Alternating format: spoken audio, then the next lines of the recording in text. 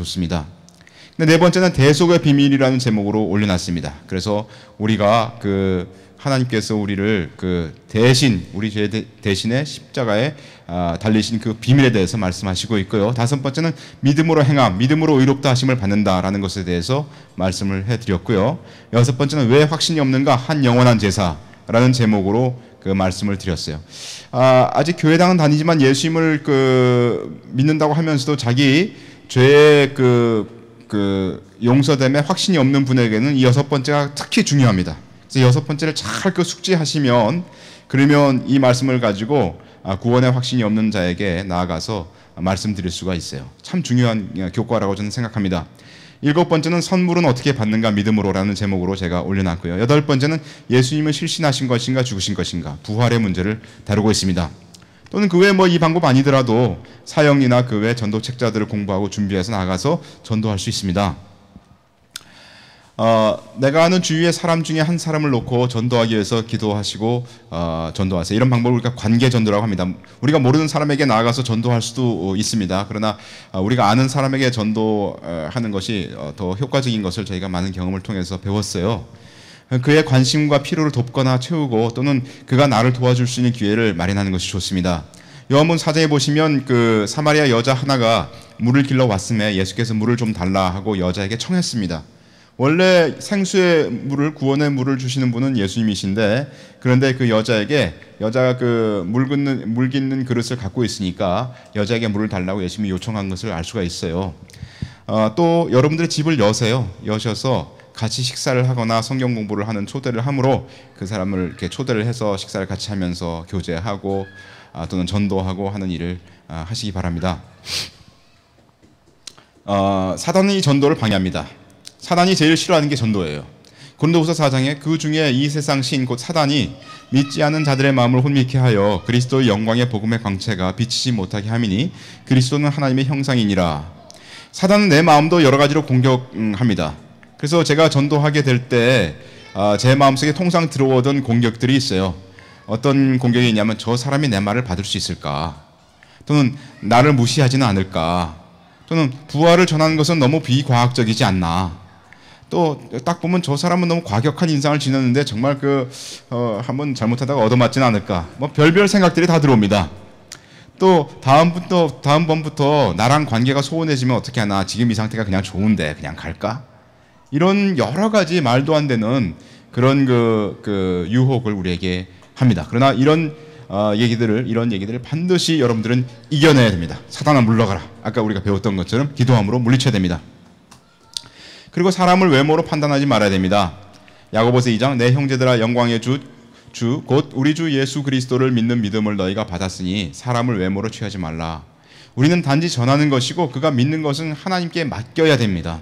에스겔서 3장에 보시면 가령 내가 악인에게 말하기를 하나님께서 말씀하시기를 너는 꼭 죽으리라 할 때에 네가 깨우치지 아니하거나 말로 악인에게 일러서 그 악한 길을 떠나 생명을 구원케 하지 아니하면 그 악인은 그 죄악 중에 죽으려니와 내가 그 피를 전하는 자 내 손에서 찾을 것이고 네가 악인을 깨우치되 그 악인이 그 악한 마음과 악한 행위에서 돌이키지 아니하면 그는 그 죄악 중에서 죽으려니와 너는 내 생명을 보존하리라. 다시 말해서 무슨 말씀입니까?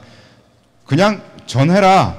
듣든지 아니 듣든지 전해야 된다. 전하는 게 네 책임이니까. 근데 그 사람이 들어서 구원받으면 좋은 일이지만 그가 못 듣고 그냥 구원받지 못해도 그건 그의 책임이 아니겠느냐. 너는 전할 것을 반드시 전해야 된다. 이런 말씀입니다.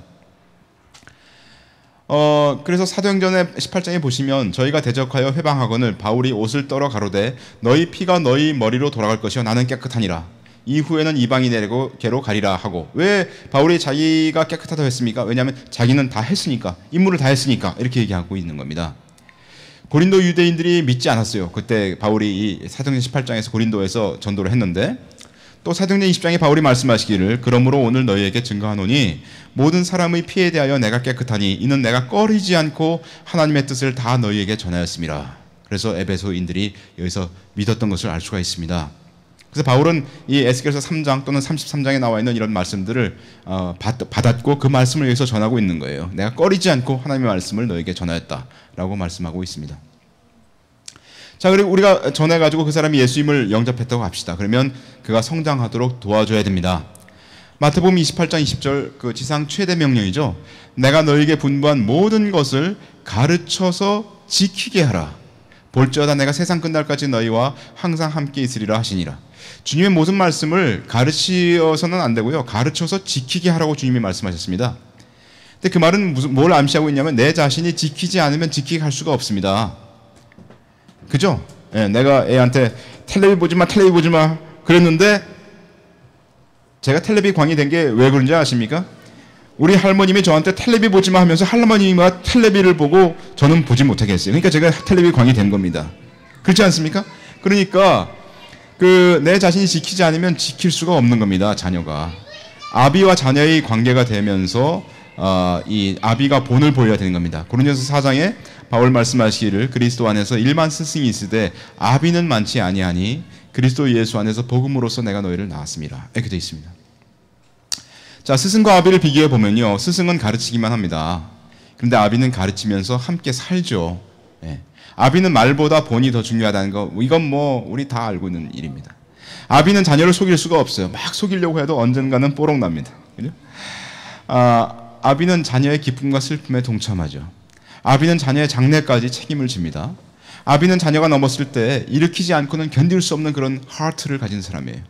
아비는 자녀에게 모든 것을 희생하고 또 줍니다. 뭐 제가 이거 아비의 마음을 가진 가장 근접한 그런 동화책이 있을까 생각해 보니까 아낌없이 주는 나무, 여러분들 다 아시죠? 나중에 그냥 허리 잘려, 몸통 잘려, 몽땅 잘려, 나중에 앉아서 나이 들어서 그 남자가 거기 나무에 앉아서 쉬잖아요.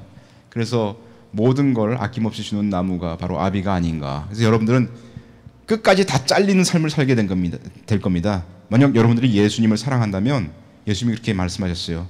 다른 사람이 너에게 띠띠고 네가 원치 않는 것으로 가게 되리라고 말씀하지 않았습니까? 예, 성령의 인도하심을 받게 되면 여러분들은 완전히 끝까지 다 기둥 뿌리까지 다 주게 되는 그런 사람이 되게 될 겁니다. 성장을 돕기 위해서 우리는 일주일에 한 번 이상 그와 함께 해야 될 겁니다. 그래서 자신을 성결케 함 과정, 즉 말씀, 기도, 교제, 증거를 그와 함께 같이 해야 됩니다.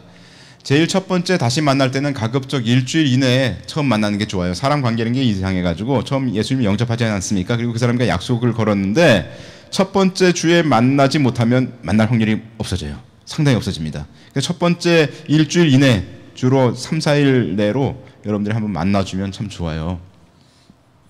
성경과 좋은 신앙서적이나 웹상의 동영상 강좌를 활용하여서 나눌 수가 있습니다. 또 주님 안에 훌륭한 교사들의 책들이 이 상에 많이 나와 있습니다. 문제는 정말 순종하여 내가 정말 그와 동행하고 그의 성장을 돕기 위해서 이런 일들을 실행할 거냐 하는 그 마음 자세가 중요합니다. 사도행전 20장 그러므로 너희가 일깨어 내가 3년이나 밤낮 쉬지 않고 눈물로 각 사람을 훈계하던 것을 기억하라. 완전히 정말 자기 자녀 가르칠 때 같은 그런 모습을 바울 형제님이 보여주고 있습니다. 고린도후서 1장 우리가 너희 믿음을 주관하려는 것이 아니요 오직 너희 기쁨을 돕는 자가 되려 함이니 이는 너희가 믿음에 섰음이라. 그가 또 다른 사람을 전도하고 양육할 때까지 그를 도와주고 그를 세워줘야 됩니다. 그러면 그때부터는 그를 이래라 저래라 하는 것이 아니라 그의 기쁨을 돕는, 옆에서 도와주는 그런 사람이 되어야 된다는 거죠. 빌립보서 2장 디모데의 연단을 너희가 안 하니 자식이 아비에게 함같이 나와 함께 복음을 위하여 수고하였느니라. 다시 말해서 바울은 디모데를 아들과 같이 생각하면서 양육했죠. 그리고 디모데가 바울과 함께 열심히 수고해서 연단을 받았습니다. 고린도전서 4장 이 때문에 내가 주 안에서 내 사랑하고 친실한 아들 디모데를 너희에게 보내었노니 저가 너희로 하여금 그리스도 예수 안에서 나의 행사 곧 내가 각처 각 교회에서 가르치는 것을 생각나게 하리라. 옛날에 손오공이라는 책이 있었죠. 손오공 보면 이렇게 손오공이 싸울 때 어떻게 해요? 머리털을 싹 뽑아요. 그러면 어떻게 됩니까? 손오공이 분신이 이렇게 쫙 돼요. 적군이 딱 봐가지고 어느 게 진짜 손오공인지 몰라가지고 진다는 거 아닙니까? 그렇게 돼야 된다는 겁니다. 다시 말해서 여기 바울이 디모데를 보냈는데 디모데에 가면 충분하다는 겁니다. 바울이 간 것과 똑같다는 거예요. 왜? 바울이 뭘 하는지 어떤 말을 하는지 디모데가 다 그들에게 전해줄 수 있을 만큼 됐다는 거죠. 주님께서 함께 하실 수 있기 때문에 할 수가 있다는 겁니다. 누가복음 21장 그러므로 너희는 변명할 것을 미리 연구치 않도록 결심하라. 내가 너희의 모든 대적이 능히 대항하거나 변박할 수 없는 구제와 지혜를 너희에게 주리라. 여러분들 어떤 때 전도하다 보면 그런 걸 깨닫습니다. 이 말씀은 내가 전혀 생각해보지도 못했던 그런 것이었는데 그런 깨달은 말씀으로 상대에게 내가 전하고 있는 모습을 보게 돼요. 그게 주님이 여러분들을 가르쳐 주신 겁니다. 그건 필드에서 주님이 우리들에게 가르쳐 주신 것을 체험한다는 것은 다른 사람 아무도 모르죠. 우리 저기 찬송 가운데 주님이 나와 교제한 것은 아무도 모르네 그런 찬송 있지 않습니까? 그런 찬송이 여러분들 그때 생각나요. 고린도후서 12장에 내게 이르시기를 내 은혜가 내게 족하도다. 이는 내 능력이 약한 데서 온전하여짐이라 하시니라. 이러므로 도리어 크게 기뻐함으로 나의 여러 약한 것들에 대하여 자랑하리니 이는 그리스도의 능력으로 내게 머물게 하려 함이라. 그러니까 정말 할 수 있을까는 이겁니다. 여러분들이 참으로 자신의 능력을 의지하지 않기로 한다면 할 수 있습니다. 그러나 여러분들이 내가 뭔가 더 준비하고 내가 뭔가 더 능력이 있어야만 할 수 있다고 생각한다면 여러분들은 실패합니다. 그게 성경의 원칙입니다. 십자가의 원칙이에요. 내가 약할수록 나를 통해서 그리스도의 능력이 드러나기 때문이죠. 좀 더 나가서 얘기한다면 나의 능력으로 하려는 것은 율법주의입니다. 내 힘으로 하려고 하는 거기 때문에요. 주님 필요 없어요. 내가 한번 잘해볼게요. 이런 거거든요. 하나님의 능력으로 되게 하기 위해서 겸손히 하나님을 바라야 됩니다. 고린도후서 12장에 그러므로 내가 그리스도를 위하여 약한 것들과 능력과 궁핍과 핍박과 곤란을 기뻐하노니 이는 내가 약할 그때 곧 강함이니라. 자신의 약하는 것을 아는 사람은 기도하게 되고요. 자기의 약한 것을 아는 사람은 공부하게 돼요. 제가 학생들한테 그럽니다. 내가 어쩌다가 공부를 잘하게 된 줄 아니? 비결은 딱 한 가지다. 그거는 내가 머리가 나쁜 것을 내가 스스로 알기 때문이다. 그렇지 않습니까? 내가 머리가 나쁜 사람은요, 자기가 책 5번 읽어야 된다는 걸 알아요. 그래서 저는 시험 보기 전에 항상 책 5번 읽고 갔어요. 근데 내 친구들은 한 번도 제대로 안 읽더라고. 그러니까 성적이 차이 날 수밖에 없는 거죠. 네, 그런 겁니다. 예수님 섬기는 것도 똑같은 거예요. 예수님 섬기는 것도 내가 부족하고 내가 정말 내 능력으로 할 수 없는 자다라는 것을 아는 사람은 주님을 섬길 수 있는 자인 겁니다. 마태복음 11장 수고하고 무거운 짐진 자들아 다 내게로 오라 내가 너희를 쉬게 하리라. 나는 마음이 온유하고 겸손하니 나의 멍에를 메고 내게 배우라. 그러면 너희 마음이 쉼을 얻으리니 이는 내 멍에는 쉽고 내 짐은 가벼움이라 하시니라. 주님의 멍에를 메고 주님께 배워야 되고요. 그리고 마음을 겸손히 하면 쉬운 일이라고 주님이 직접 말씀하셨어요. 어려운 일이 아니라고 주님이 말씀하셨어요. 자, 그 다음에 우리가 해야 될 거는 뭐냐면 이렇게 계속 한다고 합시다. 그러면 여러분들은 드디어 가족을 이루게 됩니다. 첫 번째 우리가 해야 될 일은 자신을 성결케 하는 거라고 그랬죠. 예? 자신을 성결케 하는 것은 말씀과 기도와 교제와 증거를 하는 거라고 그랬어요.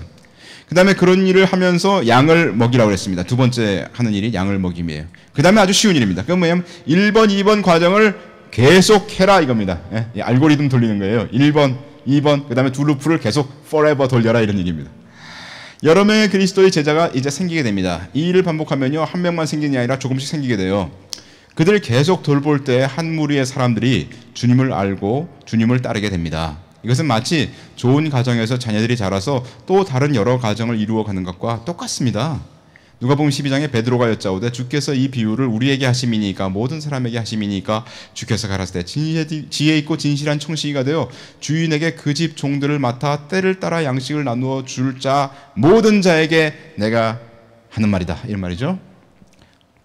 마태복음 12장 한 사람이 예수께 여짜오되 보소서 당신의 모친과 동생들이 당신께 말하려고 밖에 섰나이다 하니 말하던 사람에게 대답하여 가라사대 누가 내 모친이며 내 동생들이냐 하시고 손을 내밀어 제자들을 가리켜 가라사대 나의 모친과 나의 동생들을 보라. 누구든지 하늘에 계신 내 아버지의 뜻대로 하는 자가 내 형제요 자매요 모친이니라. 그러므로 하나님의 뜻을 행하고자 하는 사람들이 주님의 가족입니다. 예수께서 가라사대 내가 진실로 너에게 이르노니 나와 및 복음을 위하여 집이나 형제나 자매나 어미나 아비나 자식이나 전토를 벌인 자는 금세에 있어 집과 형제와 자매와 모친과 자식과 전토를 100배나 받되 핍박을 겸하여 받고 내세의 영생을 받지 못할 자가 없느니라. 그러니까 주님을 사랑하면 주님 앞에서 가족이 100배가 된다는 겁니다. 그 가족이 뭐겠어요? 그게 바로 우리 가운데 나로 인하여 주님을 믿은 형제들이 일어서는 거 아니겠습니까? 디모데후서 2장 내가 또 내가 많은 증인 앞에서 내게 들은 바를 충성된 사람들에게 부탁하라. 저가 또 다른 사람들을 가르칠 수 있으리라. 여기 보면 4세대에 걸친 복음 전파의 체인이 나오죠. 첫 번째 세대는 누굽니까? 바울이죠. 바울이 누구에게 전파했어요? 여기 보면 네가 할 때 네가 디모데 아닙니까? 디모데에게 전파했어요. 그러니까 디모데가 누구한테 전파합니까? 충성된 사람들에게 전파해라. 그러면 그 충성된 사람들이 누구한테 전파해요? 또 다른 사람들에게 전파할 수 있으리라.